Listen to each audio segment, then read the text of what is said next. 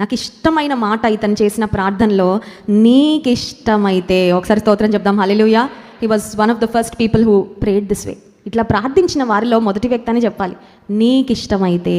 ఎవరినైనా మనం వెళ్ళి ఏమన్నా అడిగినప్పుడు ఎలా అడుగుతామండి? నాకు ఇష్టం కాబట్టి, నాకు కావాలి కాబట్టి, నేను కోరుకుంటున్నాను కాబట్టి, నాకు అనిపించింది కాబట్టి. ఎవరి దగ్గరికైనా వెళ్ళి ఏదైనా అడిగేటప్పుడు, దేవుని సన్నిధానానికి వెళ్ళి అడిగేటప్పుడు కూడా చాలాసార్లు మన ప్రిఫరెన్స్, మన ప్రయారిటీ ఎక్కడ ఉంటుందంటే నా అనే దాని మీద ఉంటుంది.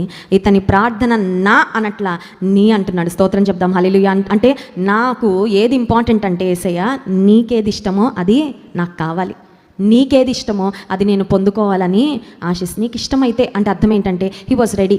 నువ్వు ఎస్ అన్నా పర్వాలేదు, నువ్వు నో అన్నా అంతే కదండి. నాకు ఇష్టం కాబట్టి నాకు ఇవ్వు అని అడిగితే అక్కడ ఏముంటుందంటే కొన్నిసార్లు నా ఇష్టం నెరవేరాలనే ఒక పట్టుదల.